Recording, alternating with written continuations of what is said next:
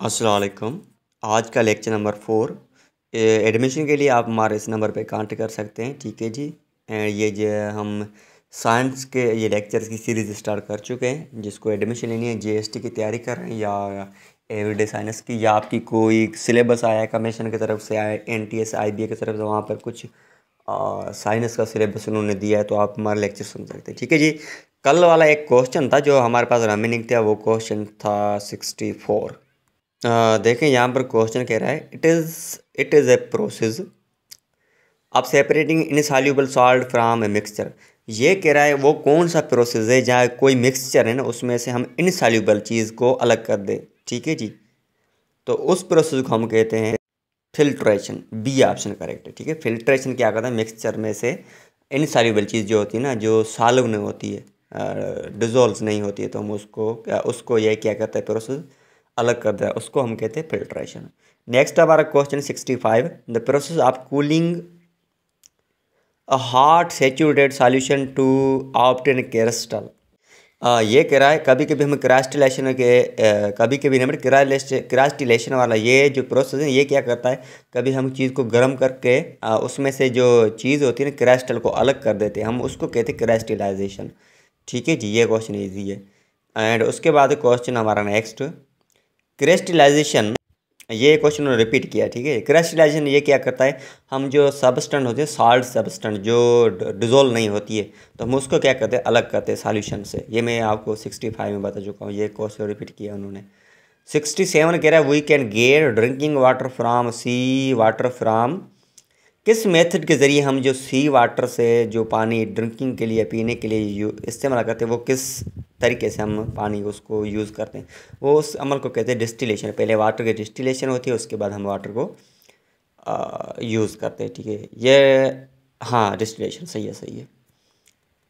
ये क्वेश्चन फिर से उन्होंने रिपीट किया 68। ये कह रहा है डिस्टिलेशन का काम क्या है, ये वाटर को लिक्विड को जो पीते हैं ना, उसको प्यूरीफाई करता है, ठीक है।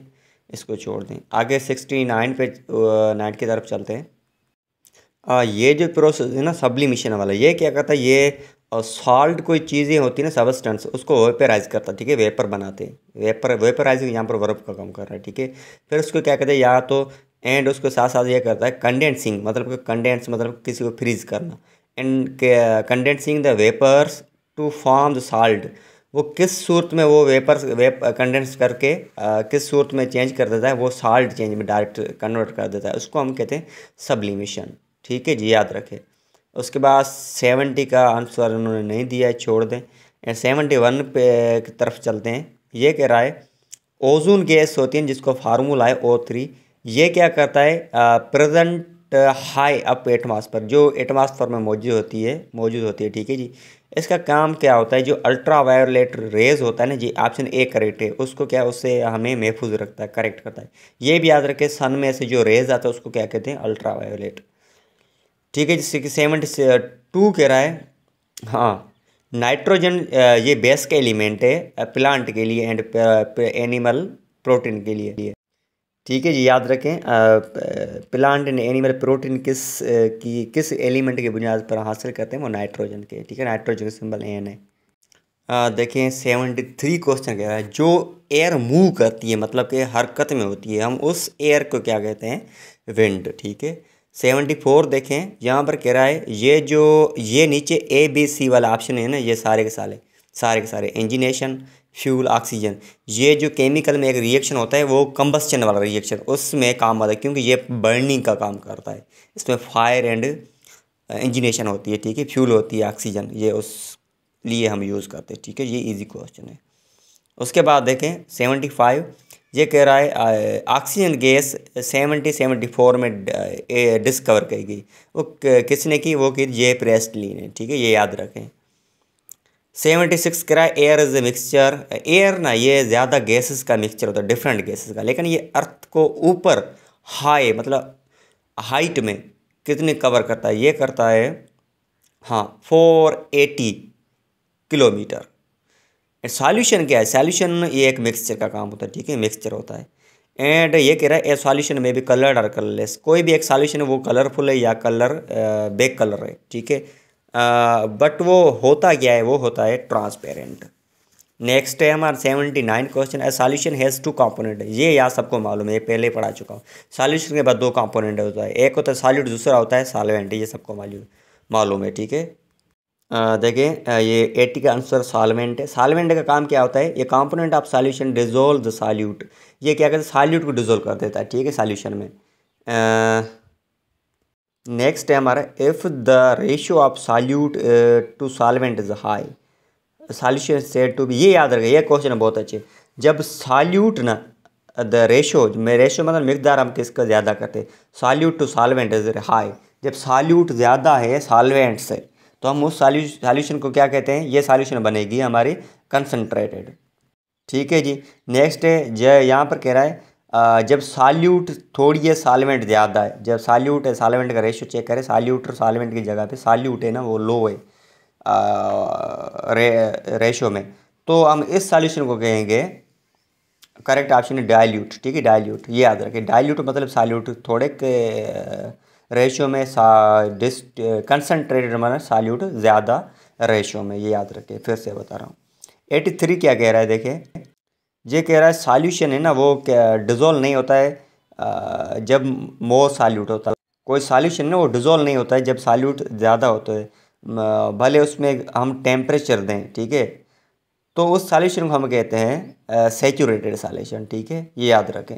नीचे देखिए 84, the solution that can dissolve solute at the given temperature. कोई टेम्परेचर हम दें उसमें ये सॉल्यूट डिज़ोल्व हो जाए तो हम इस सॉल्यूशन को कहते हैं। ये ऑप्शन उन्होंने दिया नहीं है बट मुझे अनसैचुरेटेड लग रहा है, लेकिन आप इसका करेक्ट ऑप्शन क्या है वो मुझे मालूम नहीं, आप चेक कर सकते हैं। 85 देखें, ये 85 क्वेश्चन ये नहीं आएगा, ठीक है, ये लेकिन मैं आप खुद पढ़ लें, ठीक है, ये मुझे लग नहीं रहा आएगा।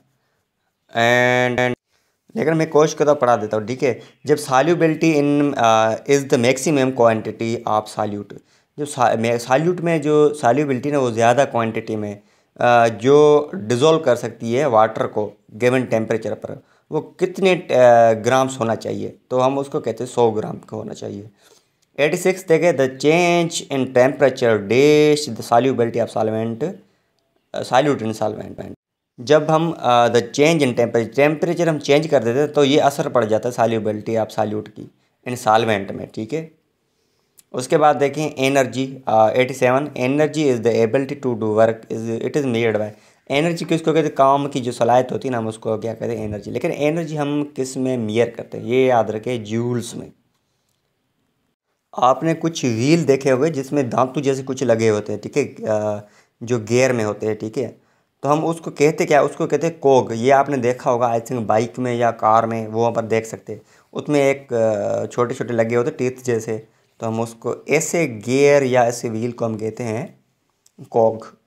एक गियर कैन भी यहाँ पर एक गियर कैन, ये कह रहा है गियर का काम क्या होता है, ये भी ये इन फोर्स को इंक्रीज कर सकता है, स्पीड को भी इंक्रीज कर सकता है, चेंज डायरेक्शन को भी चेंज कर सकता है गियर, ठीक है जी। उसके बाद देखिए 90 क्वेश्चन, इफ़ यू, यहाँ पर कह रहा है हाँ, if you drive a large gear, जब आप कोई जब आप बड़ा गियर इस्तेमाल करते हैं with a small gear, small gear से, ठीक है, तो आप स्पीड को क्या कर सकते हैं, डिक्रीज़ कर सकते हैं, ठीक है जी। ये उन्होंने एक शर्त लगाया है क्योंकि जो कॉन्सेप्ट दिया है, ठीक है, एग्जाम्पल के साथ। नेक्स्ट देखें हमारे पास क्वेश्चन है, if you drive a small gear with large gear, larger gear, जब आप छोटे गियर इस्तेमाल करते हैं बड़े गियर से, तो आप क्या करते हो, स्पीड को ये जाहिर सी बात है इंक्रीज होगी, ठीक है। एंड नेक्स्ट हमारा है, ये कह रहे जब लाइट है ना, लाइट स्ट्राइक करती है ऑब्जर्वेशन सब्सटेंस को, ठीक है, तो एनर्जी किस में वो ट्रांसफ़र होगी, वो हीट में कन्वर्ट हो जाएगी, ठीक है, ट्रांसफ़र हो जाएगी। नीचे देखें 93, reflection occurs when light bounce of a surface, इसका करेक्ट ऑप्शन है सी। जब ये क्या है रिफ्लेक्शन हमारा होता है ना अक्स, वो जब लाइट किसी को बाउंस करती है सरफेस को व्या करके, वो सरफेस क्या बनेगी, शाइनिंग बनेगी, ये जाहिर सी बात है। एंड उसके बाद देखें ये 94 छोड़ दे, ठीक है, ये जस्ट उसके बारे में बता, टेलीस्कोप। ये टेलीस्कोप भले आप कितनी भी दूर रख देना वो उसको कैच कर सकता है, डिटेक्ट करता है। उन्होंने एक एग्जांपल दिया, हम कैंडल लगा लें तो कितने दूर तक कैंडल होगी तो उसको हम डिटेक्ट कर सकते हैं, वो इन्होंने 20,000 लिखा है, ठीक है। आज के लिए इतना काफ़ी है। चैनल पर नया है तो सब्सक्राइब करें। एंड और स्टूडेंट है जीएसटी के लिए या कोई भी मेडिकल के लिए या साइंस के लिए उसको इन्फॉर्म करें। ठीक है जी। And thank you.